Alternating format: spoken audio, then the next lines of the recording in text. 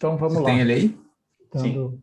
Dado que a gente vai resolvendo os problemas técnicos conforme as coisas vão aparecendo. Pessoal, bom dia a todos.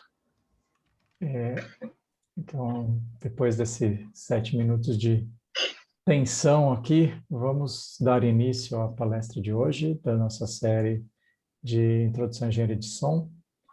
E hoje, excepcionalmente, teremos uma palestra em português, dada pela Obrigada. Bianca Cagnassi, que é fonoaudióloga, formada na Santa Casa, depois que fez seu mestrado e doutorado também nessa área de fonoaudiologia, o doutorado na USP e o mestrado na PUC, e depois um pós-doc na área de psicoacústica. Então, ela é uma das audiólogas que gostam, que não tem medo da física e se enveredou para o lado da acústica. E então, hoje ela vai nos contar um pouco dessa relação da acústica com a fonoaudiologia, ou seja, ou melhor, né, contar um pouco da fonoaudiologia para a gente que é mais do lado da acústica. Bianca, muito obrigado por ter aceito esse convite e o palco é todo seu. Bruno, obrigada pelo... Eu que agradeço o convite, espero que a aula não seja muito básica, já sei que vocês têm essa dinâmica das perguntas ao final, porque vão perguntando, vou direcionar a acústica totalmente para a saúde, para as coisas que a gente usa na audiologia clínica. Estou vendo o chat que me aparece aqui, mas deixa eu compartilhar para ver se é alguma coisa comigo. Bruno, se tiver alguma coisa comigo, você me avisa que eu vou, acho que, parar de ler. Ó. Agora eu não consigo mais ver vocês. Vocês conseguem ver a minha tela? Sim, tem sua tela inteira. Perfeito, então eu já não vejo mais vocês, o Zoom tem dessas coisas, né? Hoje eu sou professora aqui na Santa Casa, estou na Santa Casa, né? Acho que daqui a pouco não vou mais conseguir, e tomo conta da parte de pesquisa clínica da Cochlear. A Cochlear é uma empresa de implantes auditivos, não só implante coclear, não sei se alguém já ouviu falar, mas a gente vai ver o que é exatamente, que eu acho que é bem a área de vocês, mas implantes de uma maneira geral, implantes auditivos em geral. Bom, para começar, eu queria falar um pouquinho da prevalência e da perda não tratada, para vocês terem uma ideia do quão grande é esse universo que a gente trabalha na audiologia e que eu acho que pode ser campo de trabalho para muitos de vocês, porque o que eu faço eu sou a ponta final de tudo que é desenvolvido para tentar melhorar a audição. Obviamente, eu tenho alguns tratamentos cirúrgicos e medicamentosos, mas a grande parte dos problemas de audição vão cair em aparelhos auditivos, implantes, em dispositivos para ajudar, porque uma vez que eu leso a audição, isso é irreversível, tá? E aqui já fica um conselho que a única perda auditiva prevenível, se é que existe essa palavra em português, é a perda por ruído, a perda por música. Então, aquela perda pela exposição a nível de pressão sonora elevado. Então, essa é a única que a gente consegue prevenir, ou seja, não se expondo. As outras, a gente não tem como, são coisas inerentes ao corpo humano ou ao tipo de vida que a gente tem. Isso é um relatório da Organização Mundial da Saúde, está aqui, eu queria ter posto um QR Code, mas não consegui, e depois eu passo esse material para o Bruno. Tudo que eu vou falar, de alguma maneira, tem nesse report, porque a Organização Mundial da Saúde está entrando com uma linha, porque a gente viu que é custo efetivo, a gente não, né, mas viu-se que é custo efetivo tratar a perda de audição. Então, eu acredito que vocês estão... não vou entrar nessa questão de custo-efetividade de tratar uma doença ou não, mas é a história do câncer, né? Vale a pena deixar morrer, vale a pena tratar. O que sai mais caro ou mais barato? E essa é uma conta que para os governos, já que a gente não tem recurso suficiente no mundo para tratar todo mundo, né, vale a pena, é mais barato eu tratar ou é mais barato eu deixar surdo? E descobriu-se, né, com vários estudos que estão todos aí, que é mais barato, vale mais a pena para os governos tratarem a perda de audição. Além disso, tem toda uma explicação de tudo que eu vou falar aqui, tá em inglês, então vocês podem acessar, até esperei, mas se jogar no Google, vai achar esse documento e depois eu compartilho com o Bruno. Dividir a aula de uma maneira rápida, assim, rápida não, porque eu falo muito, mas eu vou falar um pouquinho rapidamente de anatomia e fisiologia, do tipo de evolução, de avaliação que a gente tem e os tipos de perda de audição, e depois do que a gente chama de tratamento e dos dispositivos. Só para vocês terem uma ideia, eu estou falando dessa parte, obviamente, do corpo, que a gente às vezes nem sabe exatamente qual o tamanho que ela tem e o caminho. Então, são partes muito pequenas. E só por curiosidade eu vou comentar que essa parte aqui de trás é a parte do equilíbrio. Então, o equilíbrio e a audição formam o labirinto, tá? Então, o labirinto anterior, que é o mais próximo da minha frente, é a audição. O labirinto posterior é o meu equilíbrio, uma parte do meu equilíbrio, digamos assim. Agora sim. Ótimo. Vamos lá. Com emoção, Vamos Bianca. lá, com emoção, ó. Eu tava aqui, deixa eu andar um pouquinho, porque tem legenda, então estamos entrando no ouvido, e o que eu estava falando que é isso, muita gente acha, não tenho mais tímpano, perdi a audição, que é mentira, o tímpano está aqui, é o que vai dividir a minha orelha externa da minha orelha média, a gente tem 3 orelhas, e aí vocês podem ver a vibração dele conforme a energia sonora bate, né, e entra. Depois do tímpano, e ele vai vibrar, como está escrito na legenda, diferente para cada tipo de frequência que eu tenho. Inclusive, ele tem maneiras de se proteger se o som é muito forte. Eu tenho uma musculatura dentro do ouvido, né, onde eu vou conseguir proteger, então deixar ele vibrar menos se o som é muito forte, para justamente essa pressão não destruir. Depois do tímpano, eu tenho a orelha média, onde eu tenho martelo, bigorna, estribo, que é a cadeia circular, como vocês podem ver, ela faz um movimento de pistão, né? E aí tem toda uma parte acústica muito interessante, mais para vocês ainda, porque o som que entra perde muita energia, e todo esse mecanismo que eles estão mostrando vai servir para amplificar um pouco essa energia que já se perdeu na hora que entrou no tubo. Na verdade, a própria conformação do tubo também já tem uma conformação para poder amplificar o som que chega. Então, tudo é feito, sei lá em quem a gente acredita, né? Todo no corpo humano, nessa parte auditiva, é feita de uma maneira a amplificar o som que está chegando. E o que eles estão mostrando são os ligamentos e os nervos, que é o que vão ajudar a proteger a orelha de um dano um pouquinho maior. Eu estou falando mais rápido do que a imagem, então aqui ele tem música e está mostrando essa vibração da cadeia circular de acordo com a música. E aqui, que é o estribo, e ele tem esse nome por causa dessa forma, ele está fazendo com que essa energia seja transmitida ao órgão mais importante da audição, que é a cóclea. Tá? Então, aqui, como eu falei, é o labirinto posterior, que são o que vai dar o equilíbrio, e aqui o labirinto anterior, que vai fazer com que a gente possa escutar, que é o órgão sensorial da audição.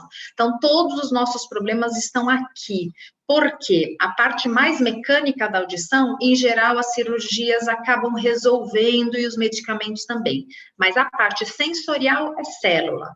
Célula morreu, acabou, eu não tenho mais o que fazer. A única maneira de eu repor a função dela é com aparelhos e com os implantes. Então, aqui ele estava mostrando todo o movimento, né, que o estribo faz para transmitir essa energia sonora dentro de ambos os órgãos, mas isso não vai estimular o labirinto posterior, né, os canais semicirculares, só vai estimular a cóclea. Dentro da cóclea, a gente tem 3 espiras, né? E o som vai caminhar dentro dela. Eu até vou caminhar um pouquinho, depois posso disponibilizar. E o vídeo também está em YouTube, eu tenho todos os links, não é um vídeo meu. Então, vamos lá. Eu tenho 3 espiras, 3 partes, né? Dentro desse caracol. né? E a parte mais e líquidos, né? Mas a parte mais importante de todas está aqui, é justamente a menor de todas. Então, na hora que essa onda, né, viajante que eles falam, que é provinda do movimento do estribo, e eu posso estar falando grego aqui, eu tenho, essa membrana vai fazer com que estas células se mexam, e eu tenho uma célula muito específica aí, que se chama célula ciliada externa, que ela é igual um músculo, ela tem uma função quase que muscular, porque ela contrai, e é ela, onde eles estão dando agora o zoom, que vai, na hora que ela se contrai, ela consegue amplificar esse som. Ela se contraindo, ela atinge esta outra interna, que é aqui onde eu tenho o que a gente chama de transdução mecanoelétrica. Então, se a gente olhar, então, esses são os cílios, células ciliadas, né? Tem as externas e as internas. É neste momento onde eu transformo o estímulo acústico ou mecânico em elétrico. E é esta célula que vai mandar a informação para o nervo. Outro ponto muito importante para vocês, esta cóclea, né, que aqui está como se fosse uma que expira, ela tem uma distribuição que a gente chama de tonotópica. Não sei se esse termo é usado em acústica, em outros lugares, mas cada pedacinho dela vai ser responsável... pode se meter, Bruno, qualquer um que quiser. Vai responder por uma frequência específica, e isso vai fazer toda a diferença na reabilitação e nos tipos de perda que a gente vai ter, tá? Então, ela tem uma parte óssea, onde essas células estão suportadas, né, apoiadas, e é isso que acontece basicamente no ouvido. Eu vou passar o vídeo, porque agora ele só fica dando uma relembrada, e dessa, só para terminar, da célula interna, na hora que vira estímulo elétrico, aí vai para o caminho do cérebro, tá? Bom, o que eu queria retomar, que eu acabei de falar, então essa é a cóclea, né, a estrutura que a gente está vendo, lembrar da tonotopia, que é muito importante, e o que está mais exposto é a base. Então, meu estribo, ele está conectado à base da cóclea. Na base, eu tenho alta frequência. E no ápice, que seria a parte mais protegida, ou seja, a minha onda tem que chegar até lá em cima, eu tenho baixa frequência. Então, a alta frequência está na base e no ápice da cóclea a gente tem baixa frequência, tá? Aqui só para vocês verem, então, as células ciliadas externas, né, que vão fazer essa transdução do estímulo mecânico para o elétrico, e daqui eu tenho o nervo auditivo que vai a caminho do córtex, tá? Muito bem. Uma coisa também que eu queria falar para vocês rapidamente, para os filhos e para quem tem filho, conhece criança, a parte depois da cóclea, então aqui vocês estão vendo as vias auditivas até o córtex, tem um período de desenvolvimento ótimo. Então, se eu não dou estímulo, uma criança nasce surda, eu não dou estímulo para ela até 3 anos e meio, no máximo, mais ou menos, essas vias não se desenvolvem, tá? Eu preciso do estímulo para as sinapses serem criadas. Então, se eu tenho uma criança que nasce surda, quanto antes eu tratá-la ou implantar, melhor, porque esta via, se eu trato uma criança de 10 anos, nunca teve estímulo, ela nunca mais vai funcionar como uma criança normal ou como um adulto. Tá? Porque essa via auditiva central não foi formada.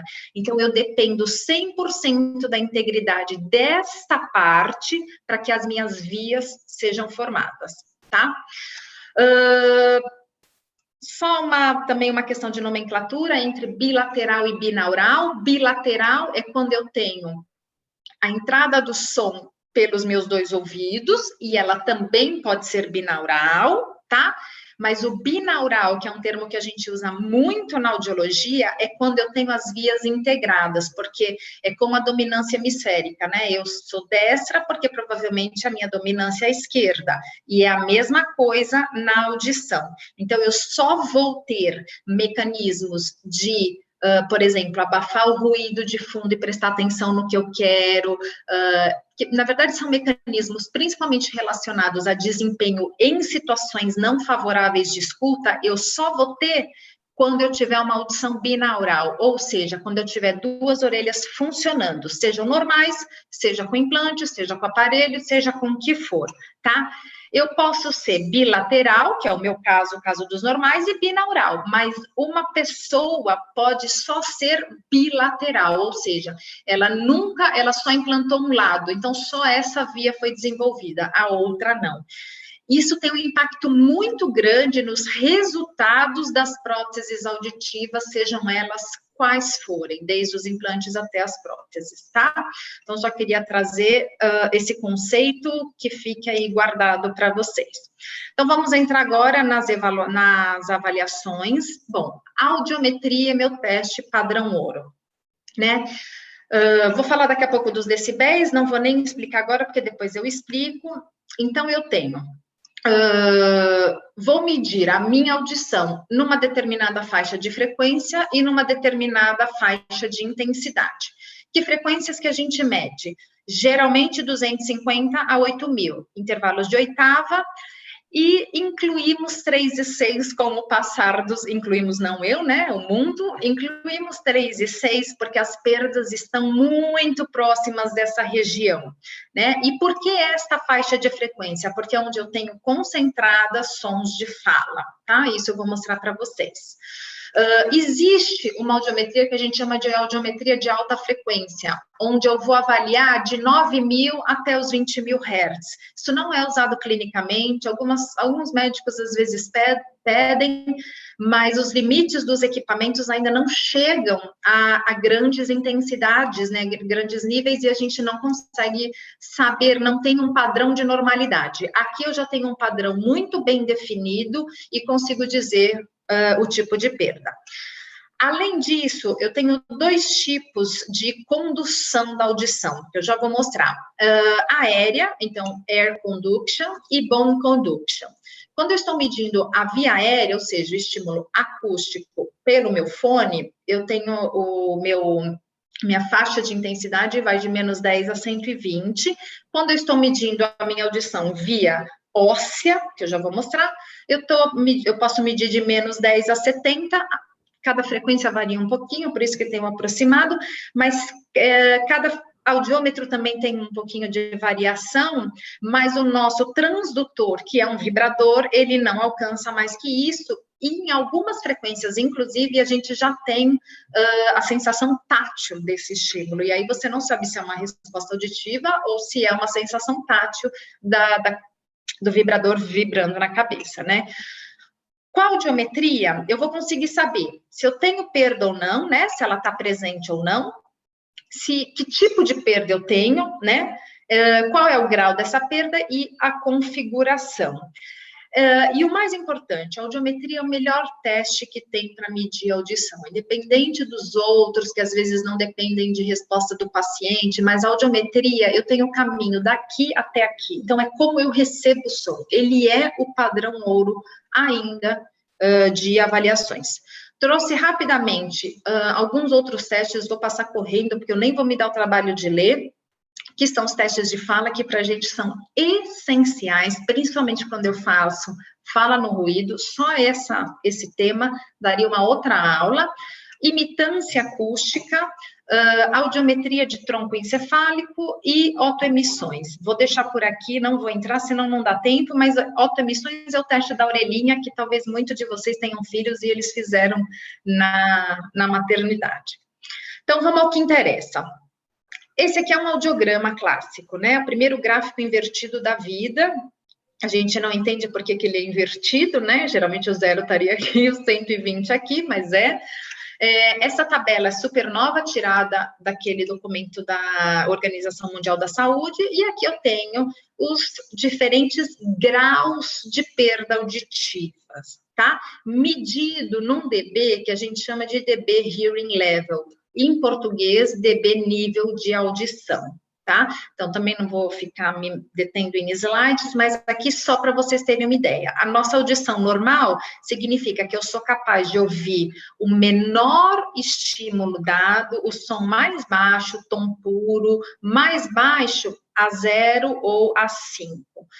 E por que, vamos lá, a gente classifica isso como normal? Porque a gente considera, né, na hora que a gente vê os sons de fala, onde que eles se posicionam em relação à intensidade, é o que a gente chama de banana da fala. Então, dependendo da perda que eu tenho, eu posso pegar, se eu, por exemplo, escuto melhor os graves, né, do que os agudos, eu entendo que as pessoas falam, eu escuto o que as pessoas falam, porque é a força da baixa frequência, mas eu não entendo porque a minha perda é uma perda descendente. Então, alta frequência, por exemplo, os idosos, eles perdem primeiro a alta frequência. Então, eu não vou entender consoante, talvez vogal. Então, eu sei que estão falando, mas eu não consigo entender. E isso é por causa da configuração da perda e do grau da perda auditiva, tá? Então, vamos lá, os 2 dBs mais importantes que a gente tem. dB Hearing Level, ele é uma escala baseada, então, antigamente, porque foi antigamente, pegaram um monte de pessoas sem queixas, que se diziam normais, e mediram qual era o nível de pressão sonora mínimo que eu precisava para detectar aquela frequência. E este mínimo, a média mínima de sei lá quantas pessoas, foi dado como o 0 dB. Eu já vou mostrar um gráfico. E a gente tem um outro dB que a gente usa muito mais para testes de fala, que a gente chama de dB Sensation Level, que é o dB nível de sensação. Então, vamos lá, deixa eu passar, porque eu acho que fica mais claro. Então, muito bem. Esse aqui é o gráfico que gera o dBNA. Tá? Então, por exemplo, aqui em 250, a média das pessoas que foram medidas precisavam de 25 dB, nível de pressão sonora, para poder começar a escutar, né? O limiar dela para perceber que tem um som aí em 250 Hz. Isso virou o meu 0 dB. Hearing Level, é uma curva de normatização. Então, quando eu vou calibrar um audiômetro, o que eu vejo no audiômetro é tudo 0, ou 10, ou 20, ou 30, mas por trás do dB nível de audição, estão essas calibrações em nível de pressão sonora. Então, o meu 0 dB em 500, ele equivale pela ANSI, por exemplo, porque também eu tenho diferentes normativas, a 11,5 dB nível de pressão sonora. O meu 0 em 1500 equivale a 6,5 nível de pressão sonora. Então, quando eu falo que eu escuto tudo em 0, significa que eu escuto igual a média, igual a maioria das pessoas que foram usadas para fazer esse estudo e normatizar um dB só para a audiometria, porque senão o meu dB eu ia ficar 25 em 250, 11 em 500, 6 mais para cima em 1500, então, para a gente não usar dessa forma, foi normatizado o dB NA, com base no dB, nível de pressão sonora. Uso o dBNA porque eu estou falando português, e aqui tem as siglas, né, tanto do nível de pressão sonora, como o dB Hearing Level, dB nível de audição. dB nível de sensação, tá? Ele deriva de cada paciente. Então, aqui eu trouxe 2 exemplos. Vamos supor, essa é a minha audiometria. Isso aqui, que eu também já vou explicar para vocês, tudo que for azul é sempre referente ao ouvido esquerdo, tudo que for vermelho referente ao ouvido direito, isso é normativa internacional, tá? Aqui eu tenho o meu limiar, ou seja, o som mais baixo que eu consigo detectar na frequência de 500 Hz são 5 dBs, tá? Então, esse é o meu limiar. Se eu quero dar a sensação de 45 acima do meu limiar, eu quero dar a sensação de um som 45 dB acima do meu limiar. Quanto que eu vou colocar? 50 dB Hearing Level ou NA. E neste caso, eu estou gerando para mim, nesta frequência, 45 dB nível de sensação, nível Sensation Level. Tudo bem? Depois vocês anotem, ou se quiserem, já me interrompam. Se eu pegar uma pessoa que tem uma perda, então, por exemplo, tem aqui uma perdinha, essa pessoa escuta aqui em 45 o 500, né, é o limiar dela, deveria ter aparecido o limiar aqui. Sumiram todos os meus símbolos, mas vamos lá. Ela tem um limiar de 45 dB, e eu quero dar essa mesma sensação de 45 a mais do que ela escuta, ou seja, um som confortável. eu tenho que pôr 45 a mais do que ela escuta. Então, o que eu vou precisar pôr são 90 dB nível de audição, hearing level. E ela vai ter a mesma sensação que eu, Bianca, com os 45 que eu tinha colocado. Então, o nível de sensação, ele é determinado de acordo com o que cada pessoa escuta em cada frequência. Então, às vezes eu vou escutar 0 numa frequência e 40 na outra, e se eu quiser dar a mesma sensação, são valores completamente diferentes. Eu vou somar em cima do meu limiar. Tá? A gente usa isso muito para testes de fala, e às vezes para algumas medidas mais técnicas de limiar, tom puro, enfim, tá? Bom, chegamos nas duas conduções que eu queria mostrar para vocês, né? Então, a gente tem, aqui já era um dispositivo, né? Então, o fone regular, que pode ser supraural ou fone de inserção. Então, eu tenho tanto uma condução óssea direta, então ela faz um bypass pela orelha média, ela vai direto estimular os ossos da cóclea, tá? Ou eu posso ter uma estimulação via aérea, que vai passar pelo meu conduto, pela minha orelha média, até chegar na cóclea, tá? Uma coisa muito importante, quando eu estimulo a minha audição por via óssea, essa estimulação é via crânio, todos os ossos do crânio. Então, essa estimulação que eu estou dando de um lado, ela também vai ser transmitida ao outro lado, tá? E isso também tem algumas implicações nos casos das próteses e no tipo de reabilitação que a gente vai dar, tá? Então, eu sempre vou medir a audição por duas vias, pela via aérea, que é o acústico, que é o que a gente está acostumado, e pela via óssea. Por quê?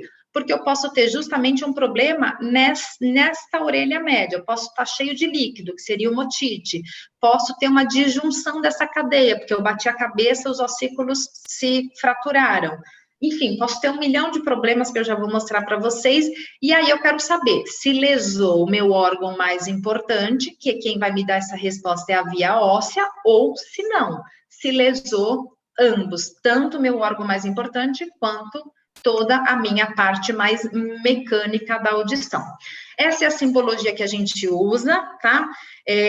Mascaramento nem vai dar tempo de falar, que também seria outro assunto, e eu acho que mascaramento deveria ser uma aula gigantesca, assim, a gente poderia perder 1 ano só discutindo isso, mas, enfim, a gente mascara. Quando um lado é muito bom e o outro é muito ruim, eu tenho que jogar ruído para deixar este ocupado enquanto eu testo o lado ruim, porque senão um vai responder pelo outro. Inclusive pela via óssea, que uma sempre vai responder pela outra. Então, eu tenho que mascarar, usar ruído para deixar um ouvido ocupado enquanto eu testo o outro. Existem fórmulas, técnicas, uma infinidade de coisas. Essa é só uma imagem dos equipamentos que a gente usa. Então, este aqui, acho que é o audiômetro, não sei se vocês já viram, a gente tem audiômetros mais antigos, grandes, mais simples, acoplados no computador, agora é o que deve vir. Os fones, né, então esse aqui é o fone de alta frequência, para aquilo que eu comentei, esse é o fone TDH39, que é o que a gente mais usa, mas tem uma adaptação péssima na orelha, na minha opinião. Fones de inserção, né, que a gente vai roletar e colocar, e a gente pode fazer apertando o botão ou levantando a mão cada vez que escuta. Essa aqui é exatamente a minha orelha, é uma foto minha, então onde eu posiciono o vibrador ósseo, este é o vibrador que a gente tem, e ele precisa ter uma pressão específica para poder dar, né, o que a gente precisa de intensidade. Bom, assim como esse, mas aí cada serviço é um serviço, e isso é bastante complicado, eu tenho várias problemas em fazer uma audiometria aqui ou ali, enfim. Então, vamos só entender um pouquinho agora os tipos de perda auditiva. Então, aqui, eu pus uma bolinha preta, embora eu já tenha mostrado para vocês que a gente usa esses símbolos, mas é mais para facilitar a compreensão, tá? Então, bolinha preta é via aérea, né? Minha audição medida por via aérea, e o maior e menor é o símbolo que a gente usa para via óssea. Quando eu tenho uma audição normal, dentro dos padrões que a gente chama de normalidade, que seria de 0 até 20, A via óssea está acoplada. Então, muito acoplada significa a minha cóclea está funcionando da mesma maneira que a minha via aérea. Então, se eu fizer essa medida e esta medida, eu tenho exatamente o mesmo resultado. Isso chama acoplado, tá? Então, eu não preciso fazer necessariamente a via óssea nos casos normais, mas eu trouxe só para vocês verem. Então, essa pessoa está escutando tudo que eu tenho daqui para baixo. Então, ela vai escutar um som de 110, que é muito mais forte. Bom, isso eu nem preciso falar para vocês, né? Mas ela pode ter uma perda. E ela vai não escutar tudo que eu tenho aqui para cima, que é, olha, ela perde toda a parte de consoante que eu coloquei. Então, esta pessoa precisa de uma ajuda para poder ouvir. E o problema dela está tanto na cóclea, porque olha a minha via óssea como está rebaixada, como na condução aérea, tá? Então, ela precisa, isso não volta mais, ela perdeu. Uma vez que a via óssea esteja rebaixada, ela perdeu. Então, eu preciso de um dispositivo, não há cirurgia que ajude, a não ser cirurgia para colocar o dispositivo. Não tem o que fazer, não tem remédio para essa audição voltar ao normal, tá? Tipos de perda auditiva. Eu tenho audição normal, onde todo mundo está funcionando muito bem. Eu tenho um tipo de perda que a gente chama de condutiva, onde o meu problema vai estar na orelha externa ou na orelha média, até os ossículos, no tímpano.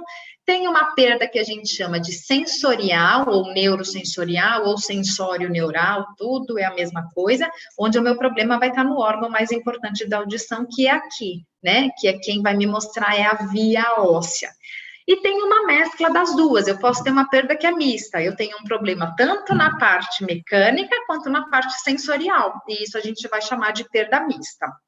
Vou mostrar rapidamente para vocês, estou preocupada com o tempo, já deveria ter terminado.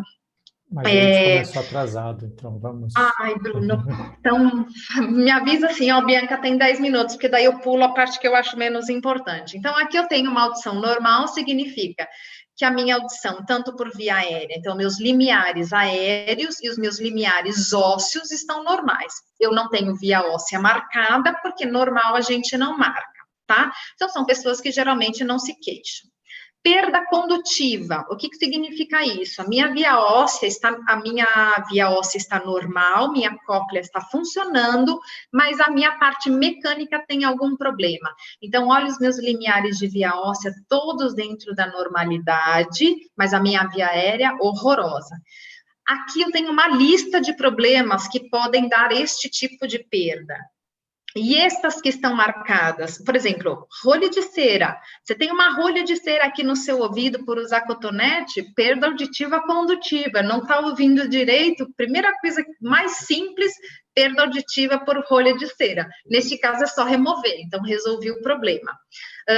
Essas que estão marcadas com asterisco, são perdas, alterações ou doenças que podem dar também perdas mistas, tá? Porque elas vão progredindo, vão piorando e aí se tornam mistas, tá? Não vou falar de cada uma, não tenho tempo, mas estão aqui, caso vocês depois queiram falar de alguma específica, me avisem. Perda auditiva condutiva, então, vai ter uma coisa chamada gap aéreo ósseo, ou seja, quando a via óssea, essa é a via óssea da direita e essa é a minha via aérea da direita, elas não estão acopladas. Então, sempre que eu tiver essa diferença entre a minha medida de via óssea, que está excelente, mas a minha medida de via aérea está horrível, eu tenho um problema ou na minha orelha média ou na minha orelha externa. E esse espaço entre ambos os limiares a gente chama de gap aéreo ósseo, tá? Por que eu falei do gap aéreo ósseo? Porque ele também vai acontecer na perda mista, tá? E aqui a gente está vendo a perda mista. O que é a perda mista? Eu tenho um problema tanto na minha parte mecânica quanto na parte sensorial. Então, esta via óssea, que deveria estar lá em cima, tudo normal, já me mostra um problema sensorial, porque ela já caiu para a linha fora do normal, tá? Mas a parte mecânica também não tá boa. Então, a minha aérea é pior do que a minha óssea, mas eu tenho um problema em ambos. Isso é o que a gente chama de perda mista. Então, por exemplo, talvez alguma coisa mais... Bom, talvez um traumatismo craniano, sofreu uma queda muito grande, você pode ter uma lesão óssea aqui dentro e os ossículos se desarticularem, por exemplo. Eu vou ter uma perda mista, tá? Enfim, também tem diversas alterações, tá? E essas, de novo, com asterisco, são as que podem ser condutivas também, tá? Então, de novo, a gente tem a presença do gap, mas a minha via óssea, aqui no caso agora eu estou na esquerda, eu tenho uma direita normal e uma esquerda com gap e com uma óssea bastante fora do normal, porque se ela fosse normal, ela deveria estar até 20 dBs. Tudo bem? Eu espero que sim. E vamos para a última, que essa é a mais importante, é a perda neurosensorial, ou seja, eu só tenho um problema sensorial. A minha orelha está bem, minha parte mecânica está ótima, meu tímpano funcionando perfeitamente, ossículos maravilhosos, só que a minha cóclea, minhas células morreram por algum motivo, tá? E os motivos estão aqui. Neste caso, quando eu faço essa medida e essa medida, elas são iguais, tá? E eu sei que o problema está na cóclea. E é este caso onde nenhum remédio, nada do que eu faça, a não ser usar estratégias de amplificação de som, vão funcionar, tá? Espero que eu já vá... Olha, elas estão juntinhas aqui, então a minha via óssea está junto com a minha via aérea. E aqui da mesma maneira, mas a esquerda, ela tem um grau de perda melhor. A esquerda para esta pessoa é melhor do que a direita, tá? Configuração. Não uso configuração, a não ser que seja muito gritante, mas trouxe para vocês saberem que existe e que as pessoas às vezes comentam muito, mas esses são diferentes tipos de audiogramas.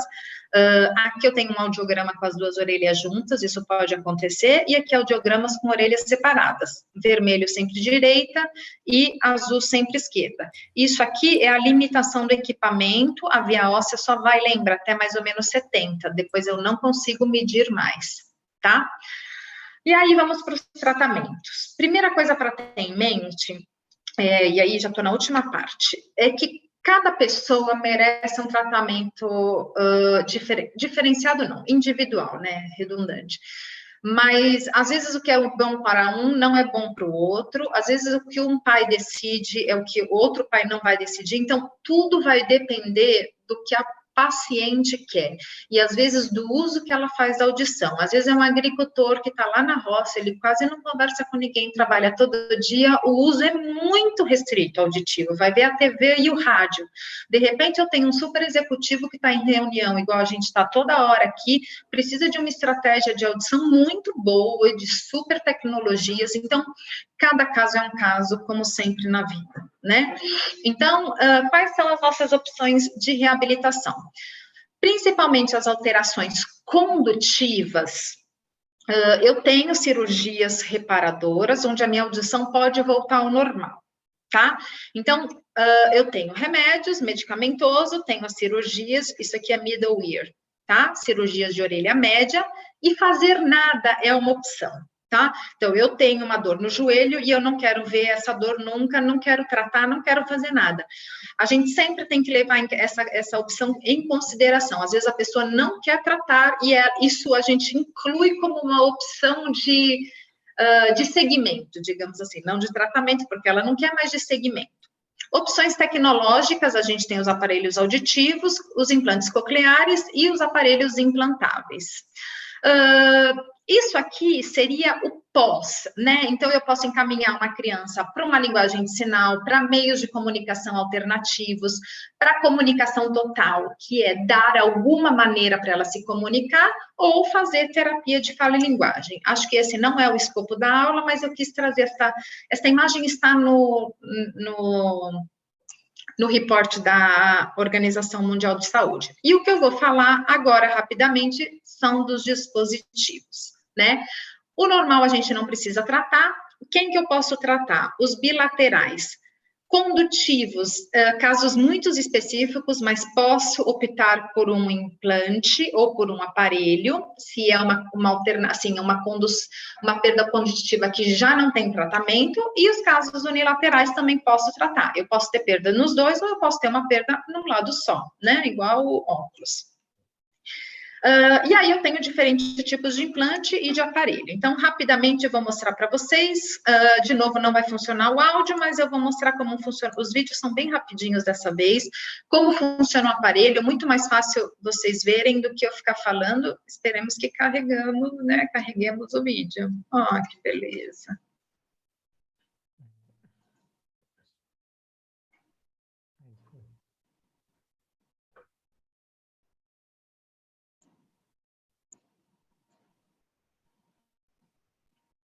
Queria pôr a legenda, pelo menos, para vocês.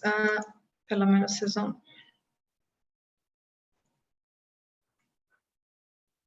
Vou passar de novo, peraí.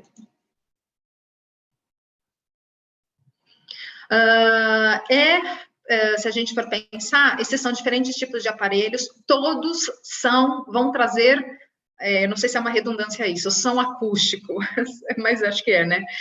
Vão trazer a informação, a energia acústica, tá? O aparelho auditivo, de diferentes tamanhos e maneiras, ele sempre vai trabalhar com a informação acústica, porque ele vai usar esta estrutura mecânica para levar o som até a cóclea, tá? E aí as partes internas, que seria muito mais a área de vocês, eu imagino, nem cabe, assim, eu entendo um pouco, mas nem cabe falar. Então, ele transduz, o som entra, ele vai amplificar, e aí você tem diferentes algoritmos que podem trabalhar o som de 1 milhão de maneiras e levar esse som até a cóclea, tá? Então, o paciente recebe um som amplificado para um órgão sensorial que precisa receber esse som mais alto, tá? Então, isso é como funciona. Né, Bianca? Amplificado e processado. Não, processadésimo, né? Eu diria assim, o som, ele é completamente modificado, bem processado, tá? Bom, e os outros, então, nem se fala. Então, aparelhos. Rapidamente, algumas marcas, só para vocês conhecerem, e tamanhos, como que ficam na orelha. Hoje em dia, a gente tem aparelhos que nem dá para perceber, a gente tinha uma pegada estética muito ruim no passado, isso aqui quase já não se usa de tão feio que é, porque isso aqui é muito mais imperceptível, o aparelho está aqui, ó.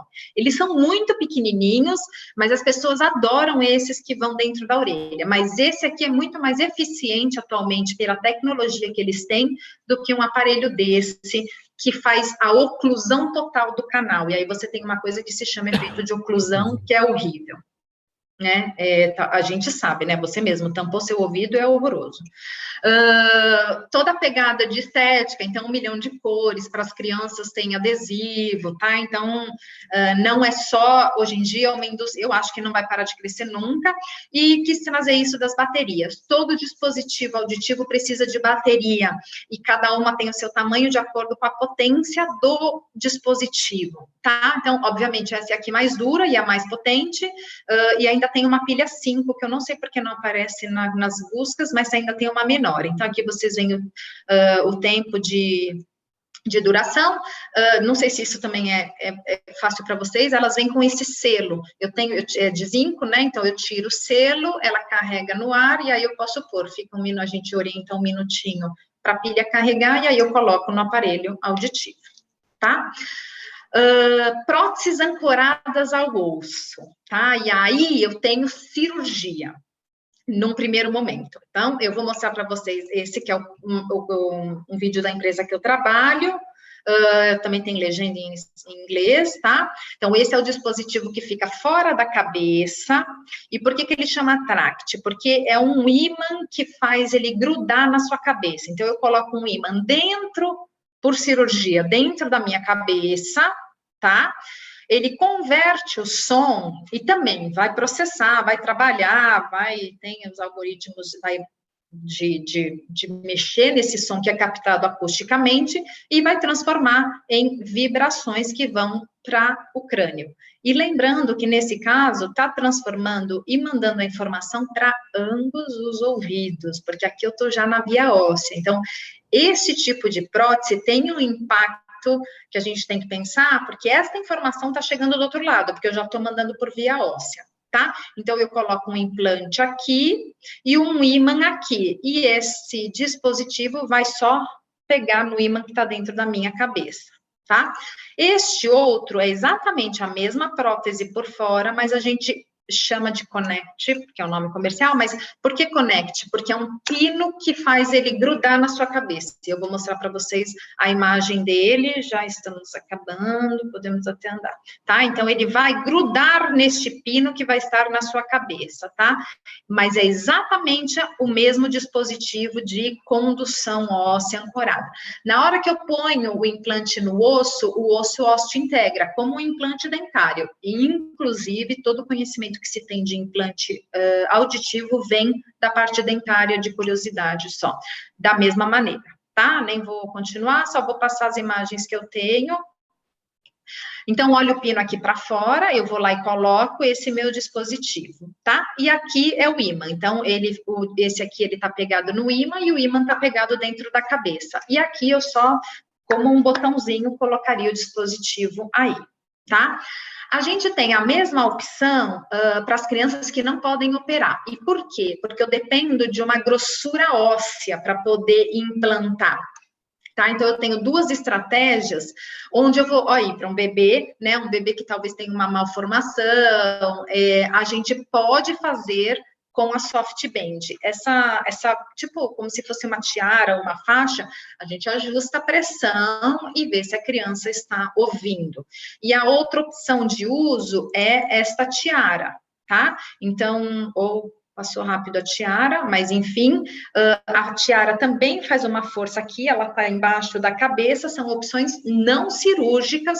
E por que aparece criança? Porque a gente precisa dessa espessura óssea que eles vão ganhando quando crescem. Então, são as opções que a gente tem para criança, tá? Mas, é a mesma forma de transmissão, só que eu não tenho nada ainda dentro da cabeça. Obviamente, o som é muito mais atenuado, que chega na cóclea, né, do que na hora que eu ponho um implante que está transmitindo lá dentro da minha cabeça, tá?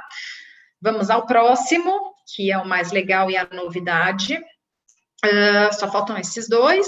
Esse é o nosso... Aí é super comercial, mas ele é o máximo. E eu vou explicar por que ele é o máximo. Ele tem uma tecnologia piezoelétrica. E o piezoelétrico faz com que eu... Não o piso elétrico, mas essa é a parte que vai fora. Aqui eu tenho o ímã, tá? Então, aqui dentro tem um ímã também. E essa é a parte que vai dentro da cabeça. E isso é também transmissão via óssea. Como eu consigo deixar o microfone mais longe do atuador, né? Do actuador, não, né? Do que vibra, não sei o nome em português, vibrador, né? Do vibrador. Isso. Eu consigo diminuir a possibilidade de feedback auditivo, que isso é um problemaço, nem falei nada. Além disso, a transmissão dele é via digital. Conseguindo deixar o atuador mais longe do processador aqui, eu consigo dar um ganho em alta frequência que a gente não encontra em nenhuma prótese acústica, nem naqueles que eu mostrei anteriormente, nem nos aparelhos, tá? E esses casos para vibração de próteses ancoradas ao osso são para perdas auditivas condutivas e mistas, porque eles vão passar a orelha média. Então, a parte mecânica não está funcionando, eu quero estimular diretamente o que está funcionando, que é a minha cóclea, tá? Então, essa é um dispositivo que acabou de ser lançado, e essa possibilidade do piezoelétrico, ele é mais, a gente tem visto que ele é mais eficiente do que os implantes. Então, aqui só para vocês verem como ele fica na cabeça, aqui dentro está o implante, né? Essa era uma versão de teste que veio para a América Latina, a gente fez um estudo no Chile, e aqui, de novo, as cores, né, mas só para vocês verem como ele fica. E, para finalizar, o implante coclear, tá? Implante coclear é quando a minha cóclea já não funciona, nenhum aparelho auditivo chega no ganho, né, na amplificação que eu preciso, e o implante vai fazer essas vias. Só que o implante vai transformar a energia acústica em energia elétrica e mandar direto para o nervo. tá? Então, esse, já tirei o som, mas acho que tem legenda. Vou tirar essa partezinha mais comercial e vamos ao que interessa, que eu acho que é aqui, tá? Vou começar aqui para a gente ganhar tempo. Então, de novo, o mesmo videozinho, né, do ouvido. O som entra de qualquer jeito. A única coisa é que, se a minha cóclea está sem funcionar, eu não vou perceber esse som, tá? Então, tudo pode estar íntegro, mas não funcionante, que é o que acontece. Essas células, que são células ciliadas, se elas não estão funcionando, eu não tenho a percepção do som, mas a minha orelha está normal, os meus ossículos funcionam, mas aí o som chega e não funciona, tá? Porque as minhas células estão completamente mortas. E aí, a única opção que a gente tem para poder fazer esse paciente ouvir de novo é o implante. Então, são perdas muito grandes, que são as profundas. Eu insiro um eletrodo dentro da cóclea. Uma coisa importante, eu preciso ter um nervo, tá? Então, inserir na cóclea, ele vai fazer essa transdução acústico-elétrico e vai mandar o sinal elétrico para o nervo, e do nervo eu vou conseguir perceber todo o som que chega. Deixa eu ver, aqui está mostrando de novo da tonotoxicidade, ó, então preciso ter o nervo funcionando, e aí daí vem uma parte mais comercial, tá? Queria mostrar, aqui a gente tem dois tipos da parte de fora, então a parte de dentro fica assim, tá? Então, ele passa, o eletrodo passa, ele está aqui, é preso com um ímã, ele passa dentro da orelha média, e ele está aqui dentro da cóclea, a mesma coisa neste lado, tá? E ele vai estimular essas células. Uma coisa importante, aqui está o eletrodo. Por que já se sabe que esta é a melhor posição para o eletrodo? Por que não aqui? Por que não aqui, né? Porque aqui é onde eu tenho a carga máxima, é onde eu estou mais perto do nervo. Esse amarelinho aqui é o nervo auditivo, então é onde eu estou mais perto do nervo, tá? Vamos esse aqui... ele é bem rápido esse, mas eu não... Essa é a nossa última, eu só queria ver o que tem. Só para vocês verem como é que fica, então, como que o som é transmitido, porque aquele era mais do eletrodo, então, essa bobina, que a gente chama de antena, capta o som, o aparelho aqui capta o som acústico, processa, modifica, trabalha nesse som de um monte de formas, né? Tem 300 algoritmos. A antena manda via radiofrequência para o implante que está aqui dentro, e o implante manda, na verdade a gente chama de receptor, e isso manda para o implante, que é o que está aqui dentro. E a gente tem, cada empresa de implante tem um implante diferente do outro. Também vou passar. Então, aqui são as 4 companhias de implante que a gente tem no mundo, eu trabalho nessa. Existem, os desenhos dos eletrodos foram mudando, tá? Tem empresa que tem 10 eletrodos, 12 eletrodos, 18. A Cochlear trabalha com 22, porque ela acha que é um número que a gente consegue dar conta da tonotopia coclear. Isso é uma discussão sem fim, ainda não tem resposta, quem sabe alguém se anime em trabalhar. Isso é um raio-x, só para vocês verem como fica, isso sem nada, né? Então, o implante está aqui, e aqui é um zoom desta imagem. As imagens estão todas aqui, os links, se vocês quiserem. Aqui está o implante colocadinho, bonitinho, estável, tá? Esse é um vídeo mais de brincadeira, quando você vai procurar um implante, eu nem vou passar, porque ele é mais de brincadeira, e esse é mostrando, e acho que aqui eu acabo a aula, a conectividade. Então, hoje em dia, eu consigo fazer o meu implante conversar com o meu aparelho, com o meu celular. Então, o que a gente estava falando de um executivo que precisa, ele escuta pelo implante, toca o telefone, ele vai atender como se fosse um sem fio, né? Então, música, ele vai ouvir direto no implante dele. Então, hoje em dia, a tecnologia do aparelho auditivo é sempre muito mais avançada, porque eu trabalho com a mesma energia que a acústica. Quando eu vou para o implante, as coisas demoram mais a sair. Então, a gente ter um implante que conversa hoje com aparelhos tecnológicos é muito mais... Isso é um super avanço, porque as coisas demoram um pouquinho mais do que no aparelho auditivo. Então, a gente sempre vai estar mais na frente com o aparelho auditivo do que com o implante. E aí você tem um monte de algoritmo, inclusive, por exemplo, eu tenho um conectador a minha filha esqueceu o implante ou caiu em algum lugar, eu sei qual foi o último lugar que esse implante estava. Então, a gente tem, assim, tecnologia não falta. E passei mesmo do tempo e acabou. Eu sabia que eu ia acontecer isso, deixa eu dar mais aqui para ver vocês. Para melhorar a situação, a gente ainda teve esse monte de problema técnico hoje, mas, Bianca, muito obrigada. Apesar de todos os problemas, a gente ainda conseguiu tocar o barco e foi ótimo. Tá. Não, olha, eu não sei se vocês... Eu tenho tempo para perguntas, mas eu não sei vocês fiquem à vontade se precisarem. Eu com certeza vou abrir para perguntas, quem tiver. Não, então vamos lá. Bianca, eu queria falar parabéns, porque você é uma heroína, falar tudo isso aí em 50 minutos, imagina, é um curso inteiro, né? Então, o pessoal tem muita sorte. Obrigado, parabéns. E o curso... Não, eu que agradeço e desculpa. Está gravado, vai ficar disponível. Tá, mas o que quiserem perguntar, se quiserem depois entrar em algum tema, a gente pode marcar um fórum de discussão à noite, porque acho que eu tenho muito a aprender com vocês também, eu acho que é uma troca mesmo. E tem várias peculiaridades que não dá para abordar, infelizmente, em pouco tempo. O Stefan já está fazendo uma pergunta bem específica aqui. Estou devendo para o Stefan uma resposta. Falar que a física acústica deixará de ser obrigatória no curso de fonoaudiologia. Você está sabendo de alguma coisa? Qual a sua opinião sobre isso? Não. A minha opinião é que de jeito nenhum, capaz de eu ir brigar lá no MEC. Não, impossível tirar física acústica, até porque a gente tem bases da fonação. Não tem como sair. Geralmente, a gente chama de física acústica, mas não é dado só a parte auditiva, senão que eles abordam também a parte fonatória. Acho muito...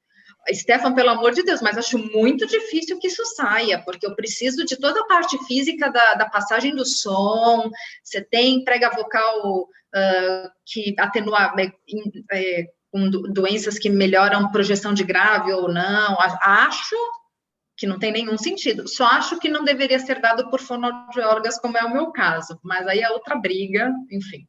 Bom. Stefan disse que está sendo discutido, então é bom você dar uma descobrir aí na Santa Casa. Tá, pode deixar.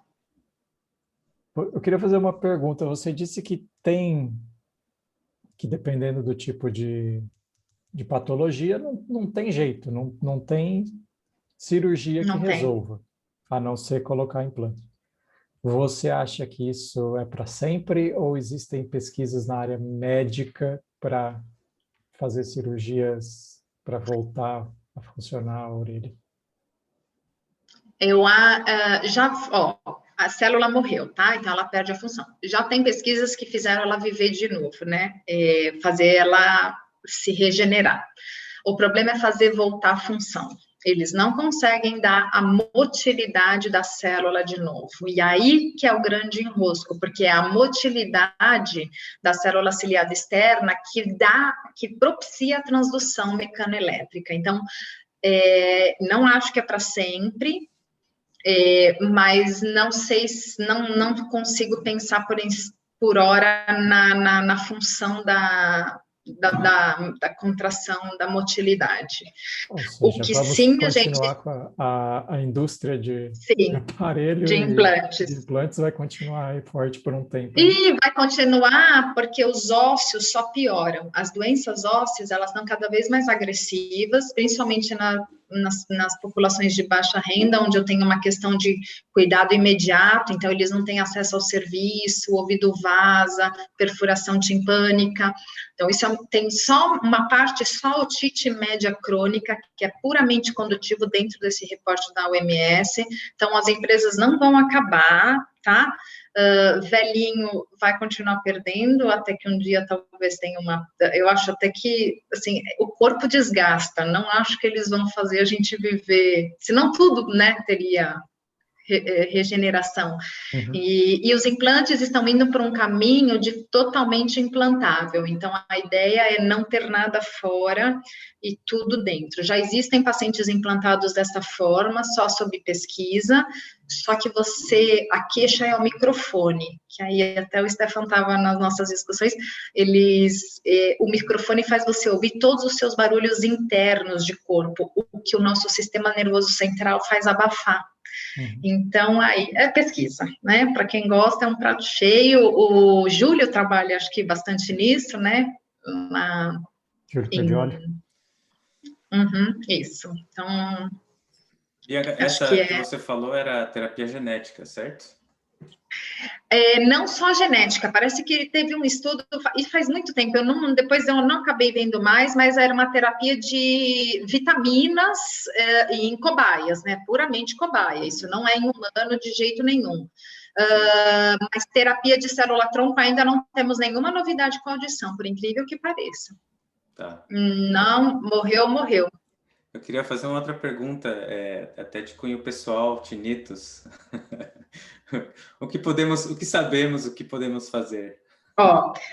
Meu doutorado foi em tinnitus, a gente chama de zumbido, acúfeno, em qualquer... Bom, vai ser um problema do mundo em pouco... Já tá? Não tem tratamento, ou melhor, não vou falar que não tem tratamento. Primeira coisa, ele precisa ser excluído outras causas. Você tem zumbido de causas musculares de tensão, você tem zumbido por rolha de cera, você tem zumbido porque você está com uma doença na orelha média tratável.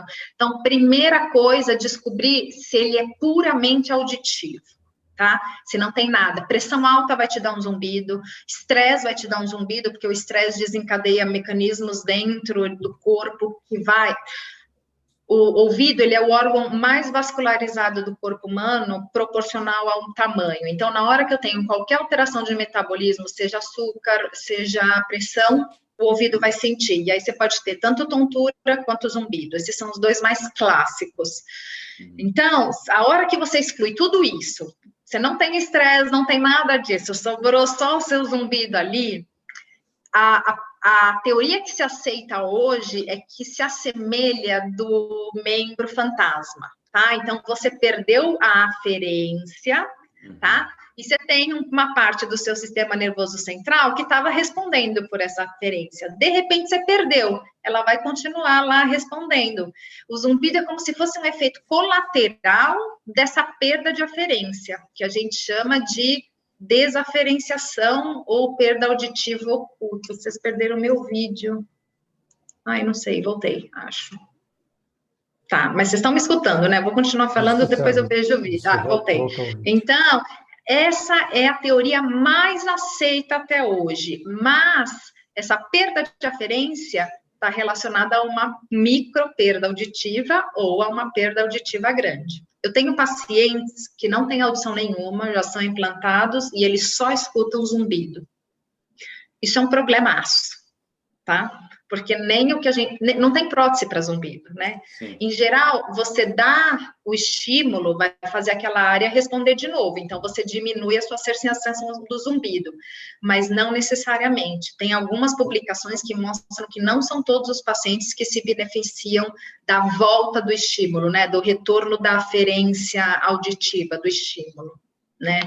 Mas isso é um capítulo à parte, assim, sim, tem... Sim, é bem estranho mesmo. Você tem zumbido? Eu tenho perto de 16 kHz. Não, é bem interessante. Eu medi. Sabe o que é estranho? Porque parece um desvio de limiar. Depois que você passa do limiar, o seu sistema volta a escutar. E daí ele suprime o tinnitus. Isso que é então, essas são as medidas de tinnitus. E a gente usa o nível de sensação... Porque quando você mede o seu limiar e a sensação do seu zumbido, o tamanho, assim, a sensação que você tem dele, não parece alto, mas quando você mede, não é tão alto. Isso é muito interessante. E esses em alta frequência, William, provavelmente são perdas auditivas em alta frequência, assim, já te desanimando. O que a gente sugere é mascarar com sons ambientais e na hora que você for dormir, põe lá um ruído branco, uma fonte, porque a melhor coisa é esquecer. Se você já procurou médicos, fez ressonância, esquece que ele está aí, porque por enquanto não tem nada para fazer. Sim, mas foi desencadeado por barotrauma da orelha média. Então, por isso que eu pus um barotrauma, ele então, você já sabe o caos, você já sabe tudo, não tem mais o que fazer. Talvez tenha um grupo experimental aí vendendo o que para mim é um charlatanismo, até que me provem com estudo, que um estimulador de som, mas tipo assim, para você ficar com um estimulador de 16 mil o tempo inteiro, eu acho muito desgastante. Eu acho que é melhor aprender a conviver, né? Sim. E se foi barotrauma, eu ainda ia sugerir, tem alguns antidepressivos, não porque você tem depressão, e eu estou falando isso de alegre, porque isso é uma conduta médica, mas que pelo ciclo de funcionamento, eles diminui a sua percepção de sistema nervoso central e às vezes diminui ou aumentam o zumbido. Mas o seu barotrauma, eu sinto muitíssimo. Não tenho o que fazer, nada. Obrigado pela explicação. Ainda indo nessa linha de patologias, né? O Ricardo tem uma pergunta sobre os sintomas, tipos de reclamação e os tipos de reclamação mais comum que cada perda pode gerar.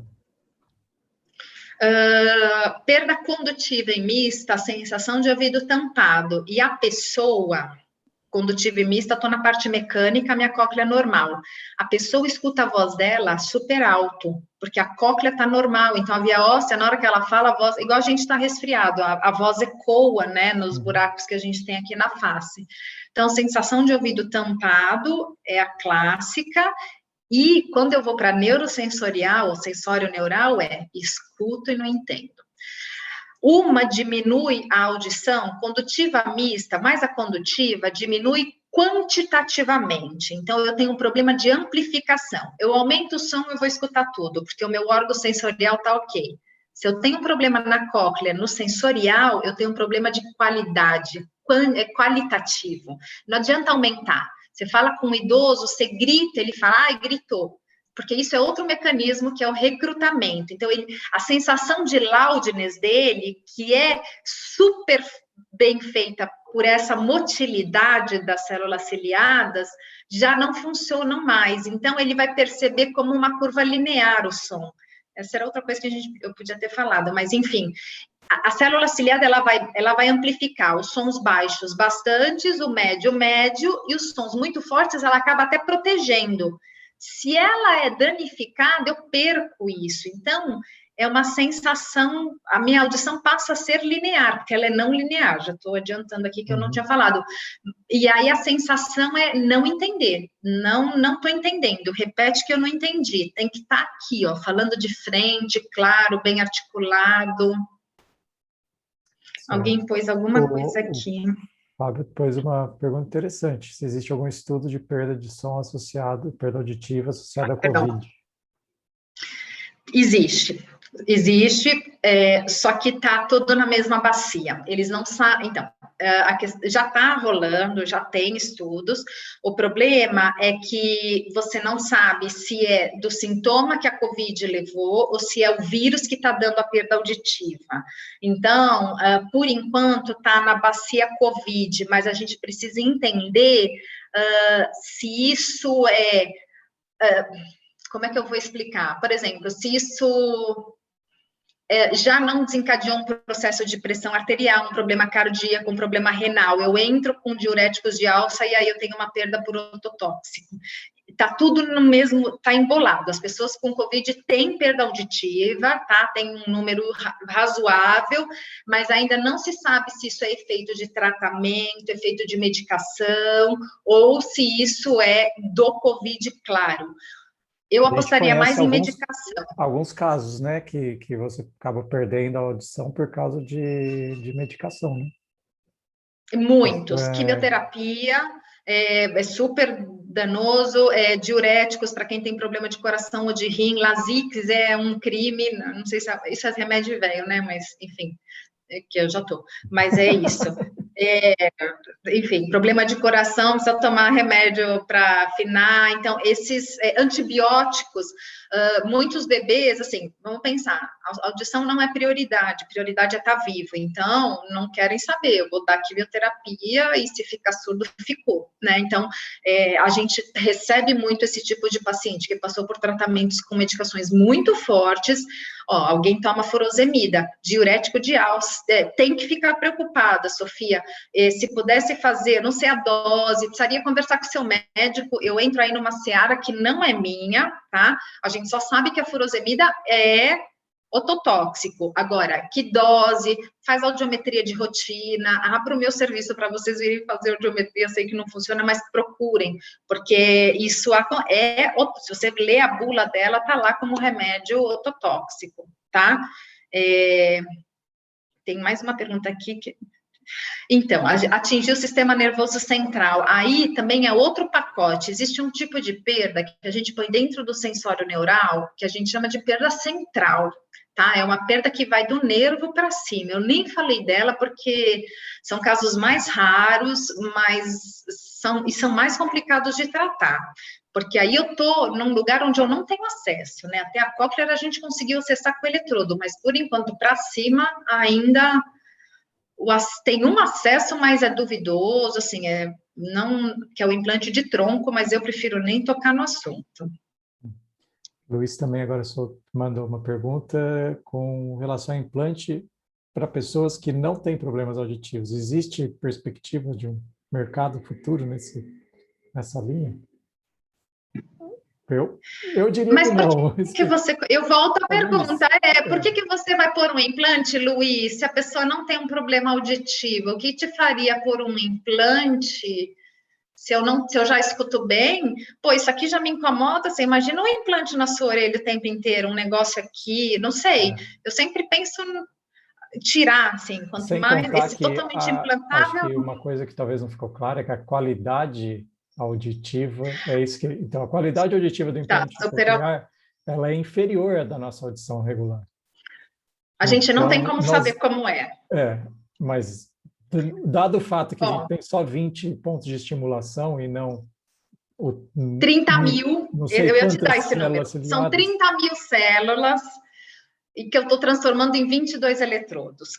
É impossível, tá? Além disso, o som de um aparelho auditivo, que é acústico, já é um som microfonado, tá? Não é agradável. E eu falo para os pacientes quando a gente vai colocar, é um sapato apertado, que precisa lacear, porque o seu sistema nervoso central não está acostumado com esse som, então até se habituar, é um processo. Tem pacientes que se habituam em 10 dias, tem pacientes que levam 2 anos, então por isso que cada caso não é tão bonita a história quanto aparece no vídeo da cóclea, tá? Então, assim, precisa de muito trabalho, paciente adulto é às vezes pior, porque é muito mais resistente a receber esse som eletrônico e a gente não sabe de verdade como cada paciente implantado escuta esse som, percebe esse som, tá?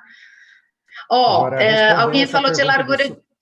Só superaudição, existe gente pesquisando nisso, mas aí não vai ser implante. Existe gente pensando em vestíveis, né, que chama em português, ou seja, colocar um aparelho auditivo, ou seja, uma prótese externo, não ser algo implantado, mas que aí ajude. Mas isso ainda é fase de pesquisa.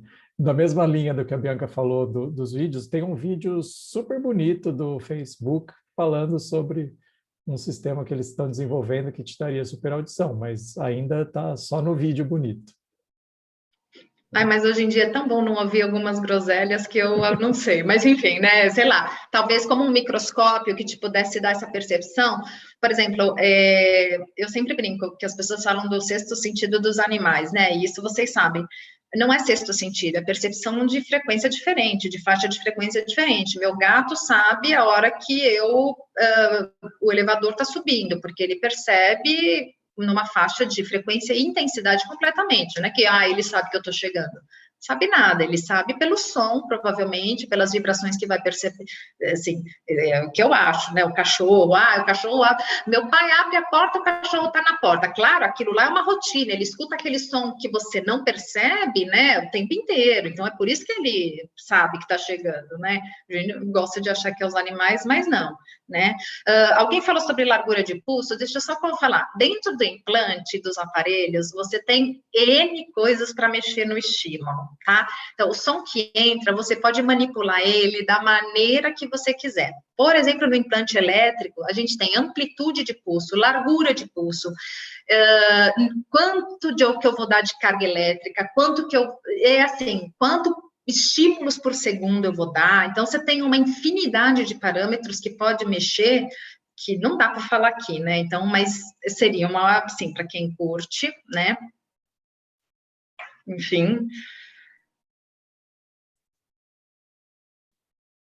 Fiz duas timpanoplastias. O Érico fez 2 timpanoplastias. Timpanoplastia, eu sempre brinco, é a plástica do tímpano. É simples assim. Perfurou, eu vou lá e vou reconstituir porque teve. Volume alto, que é a pergunta do Érico, volume alto da perda de audição. Se vocês gostam ou não, eu amo, tá? Além disso, desencadeia um processo químico, que é o mesmo processo, existe um livro da Suzana, da Neuro, não sei como ela, não lembro o sobrenome, que chama Chocolate, Drogas e Rock and Roll. O processo da música, se você gosta, é um processo químico límbico de prazer muito parecido a sexo. Bom, é a droga, é tudo, né? É parecido, todas as coisas que te dão prazer na vida, menos comida. O resto. E aí você tem. O que você faz quando você tem prazer? Você vai no mais, você vai comendo mais, por exemplo, na comida, vai comendo mais, vai aumentando o volume da música. E aí, se você tá com uma música que você gosta, a tendência é você ouvir alto para quem gosta. Eu gosto, mas que vocês saibam agora que estão correndo o risco de perder, não tem saída, é exposição a nível de pressão sonora elevado. Tem um comentário nesse reporte da OMS, do Brian Adams, Rod Stewart está totalmente surdo, Coldplay já deu várias, o cara do Coldplay, eu não sei o nome dele, esqueci, sob zumbido, então, esse povo trabalha com música, está muito exposto. A gente tem dispositivos de proteção, só que você perde qualidade sonora a hora que você enfia um protetor na orelha. Então, também é outra área gigantesca que eu só acho que tem a crescer, né? Então, e esse livro da Suzana é ótimo, porque ela explica os mecanismos neurofisiológicos do prazer, e a música está aí, por isso que a gente vai ouvir música alta, quem gosta, né? Então, e se você tem ruído no ambiente, né, pior, tá no metrô, tá no ônibus, a tendência é você aumentar mais ainda, sem perceber, né? Que aí você põe no máximo e nem percebe. Tinha um aplicativo que media o som que você estava escutando, funcionava só para Apple, mas eles tiraram. Se eu achar, depois passo para o Bruno distribui, chamava Play It Down. Acho que era o da Organização Mundial. Não, o da Organização Mundial mede a audição para você saber se tem perda. Ele faz uma audiometria. Não, esse que você está falando é para escutar o som, Você põe a música que você quer. Não, você põe a música e ele te fala, você está escutando a 97 dB. 97 dB eu só poderia ficar 4 horas, né? Então, assim, é loucura. Você pensar um caminho de um estudante. Às vezes os caras levam 2 horas para ir, 2 para voltar. 4 horas, a 100 dB no metrô é tranquilo, ele já, assim, a chance de desenvolver é muito grande uma perda, tá? E é mecanismo fisiológico, assim, a célula sobrecarrega, entra em fadiga como musculatura, né? E vai parar de funcionar, de tanto você expor aquilo ao mesmo dia, ao mesmo tempo, a mesma quantidade de estresse, ela vai morrer, tá? Bianca, já estamos chegando a 1h30. Desculpa. Imagino que você vai precisar almoçar daqui a pouco para seguir tua rotina da tarde. Eu acho que vamos fechando aí, ver se tá vendo que o pessoal está agradecendo. Não, eu que agradeço. Olha, tem o meu e-mail, Bruno. A conversa é sempre muito boa. Pessoal, que delícia. Na próxima eu vou tentar entrar, mas é sempre um horário, eu saio do estágio meio-dia, então por isso que hoje eu me organizei, óbvio, mas tem meu e-mail, qualquer coisa vocês me mandem perguntas, eu vou te passar o documento da OMS em PDF para pôr ali no Docs, e se quiser a aula em PDF, te mando também, sem problema nenhum, porque eu acho que é um tema mais longe para vocês. Se tiver acesso, eu mando. Aqui tem de tudo, viu, Bianca? Não temos Ótimo, fonoaudiólogos, mas tem, eu músico, volto, tem engenheiro, tem pessoal da mídia, engenheiro acústico, engenheiro elétrico, engenheiro civil, tem de tudo aqui. Uma mistureira. Ótimo, Tá faltando o pessoal outro da fono. Tem que conseguir Preciso convencer as conscientizar. fonoaudiólogas a vida. Tentei fazer as minhas alunas entrarem, mas não deu. Mas, enfim, vou ver se eu mando. Hoje foi problema do lado dos engenheiros, que a tecnologia não funcionou. Gente, super eu que agradeço, eu estou vendo um monte de agradecimento, agradeço a oportunidade, Bruno, é super incomum isso, e se prepare porque acho que eu vou começar a trazer vocês para as minhas, então, obrigada de verdade, e quando precisar, eu que agradeço, gente. Muito legal, vamos sempre ter essa troca de figurinhas. Combinadíssimo. Valeu, hein? Muito obrigado. Tchau, gente, boa tarde para vocês.